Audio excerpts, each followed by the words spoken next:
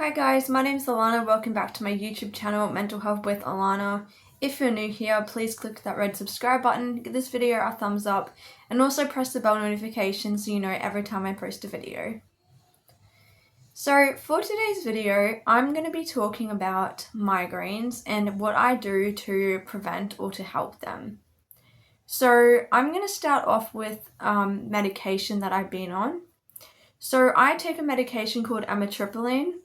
This is actually an antidepressant, but it helps with migraines, and it also has a bit of a sedating effect, but it helps prevent migraines. So I still do get migraines, but they're not as frequent. I was getting them around 3 times a week, and it was just getting really bad to the point where I wasn't able to function because I'd be like nauseous and I'd be like just really unwell, and it was like not great, and I needed to do something about it. And I'd been on tablets before that was take as needed, and they weren't doing anything anymore. They weren't getting rid of the migraine. For example, today I feel like I'm getting a migraine because it's only on this side of my head. That's how I can kind of tell it's a migraine, is because it's different to a normal headache. It's not I suppose I should explain headaches. If you Google types of headaches, you'll find this online, but basically migraines are usually one side of the head. So at the moment, I currently do have a really bad headache, and it's on this side of my head. It's like all here. Tension headaches would be to both your temples. Sinus headaches would be where all your sinuses are, obviously. But yeah, and then there's plenty of other headaches that you can get, like stress headaches and things like that, that's brought on by stress, or even like headaches that are brought on from staring at a screen for too long. You can get headaches that way. But when it becomes a migraine, usually it's a lot more symptoms than just a normal headache. So you get things like, some people experience what they call an aura, and that is where they see like flashing lights or moving like spots or objects. It's kind of, yeah, like that. I do not experience an aura. I do get the nausea though. People can get nauseous to the point of where they're throwing up. I don't throw up, but I get like the feeling like I'm about to throw up. Like if I'm out, I start to freak out that I'm gonna need to throw up and there's no toilet near me. So when I'm at home, sometimes I go sit on the toilet floor because our toilet is separate to our bathroom. I'll go sit on the floor for a bit because I feel like I'm gonna throw up, and I need to be close to the toilet. So that happens.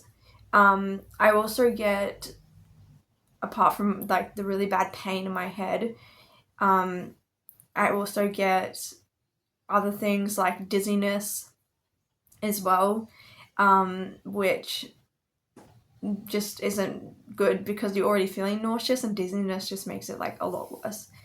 So I get that as well, and migraines typically last for hours, or sometimes it can last days. I've had a migraine that lasted 3 days before, and that was really bad. That was before I went on this new medication. Now when I get migraines and I'm on the amitriptyline, I only get the migraine for maybe a day, and I'll take the medication, and I'll go into what I do to help myself in a minute. Just gonna grab it out. I've got this. So one of the first things I do is I use either a heated eye mask or I use a cold eye mask. So I've got one that's in the freezer. It's just one you can buy off like Amazon. They're really, or the chemist. They're not fancy or anything. You can just, I put it in the freezer so it will stay more cold. But then I've got this like heated eye mask that you put on, and it has a power setting with temperatures that you can put on, and it goes for about 15 minutes at a time, and you just plug it in to a adapter for like your wall socket, and you just lay with this on, and I turn the lights off. So with migraines, often bright lights can trigger migraines, and when you do get a migraine, bright lights can make it a lot worse. Sorry, I've got hair all over me, I don't know why. Yeah, so it can cause the migraine to become worse, and I will always keep my sunglasses with me. So if I'm out in the car, or out and about and I'm starting to get a migraine, I'll put my sunglasses on, even if I'm indoors, because the lights from shopping centres can be so bright, it can literally trigger it off. I mean, I've got a light on now, like I've got a lamp on, but normally if I'm getting a migraine, I just really wanted to film this video because I was like, perfect timing, I'm getting a migraine. Great. But yeah, normally what I do is I lay down in a dark room and I'll put either the cold pack, I alternate between cold and hot. And the cold pack doesn't last for that long, so I kind of switch it with this one here. This is just a heated eye mask that I got off Amazon, and the other one that goes on in the freezer is just a eye mask that I got off Amazon as well. But I know I've seen them at chemists as well, so they do have them. But yeah, so I'd recommend that. Another thing to do is try to avoid caffeine. Caffeine can actually be a trigger of migraines, so can stress, bright lights, certain foods, what else? Weather changes. Those type of things can all impact your brain. I'm not actually sure why migraines occur. They are a neurological condition. I have not seen a neurologist. I have seen a neurologist before, but that was just a test before I got diagnosed with chronic fatigue, to test that there wasn't anything wrong neurologically, just to cover all bases. But at the time, this is probably about a year and a half ago, at the time I wasn't getting migraines as frequent, and I didn't know that I was having migraines when I did have them. I thought they were just a really bad headache. And it wasn't until I started actually looking at some information on migraines that I figured out, oh, this is actually sounding a lot like a migraine. So I went to my GP, talked to her about it. She told me, yep, that sounds like a migraine. She gave me the tablets to take as, when you get them. Those tablets didn't really work. So then I went back again recently because I'd been getting more and more. And she said, take these amitriptyline tablets and see how that goes. So yeah, I do that.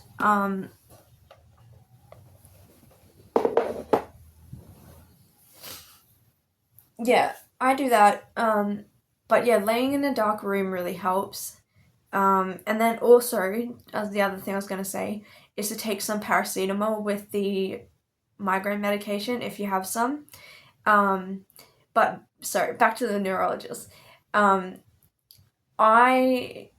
My doctor said that I could go and see a neurologist because they do obviously treat migraines, but I just don't really want to spend $400 to go and see them, because I'm like, I'd have to ask my doctor, because I'm like, what are they really going to do? Like, do they have access to different medications that a GP can't give you?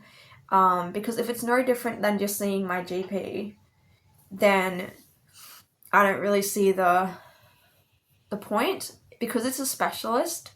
I could go on the list for the public system, but that would take, you could be on the list for 2 years to see a neurologist. So yeah, it's kind of just not really within my budget right now to be seeing specialists. I've already seen a bunch of specialists for different chronic illnesses and mental health conditions. So I just really can't afford $400 fee to see the neurologist. And I'm not really sure what they can do. But if you are getting migraines that are getting worse and worse and medication isn't helping and your GP can no longer handle it, you can do other things. Like, you can get Botox injections that actually help with the migraines. I think it's because I'm not really sure how Botox works when it comes to migraines, but my doctor did say that was an option. But again, Botox is very, very expensive, and I do not have the money to go and get that done. You know, another thing that you could try doing is getting regular massages just to make sure that you're not having tension. I mean, I'm really bad at this. I don't go and get regular massages. My sisters do, but just because in your neck, like, you can get a lot of stress and tension built up in your neck and your shoulders, and that can cause headaches. I'm not really sure if they contribute necessarily to migraines, because I haven't really found any difference of when I am tense and when I'm not.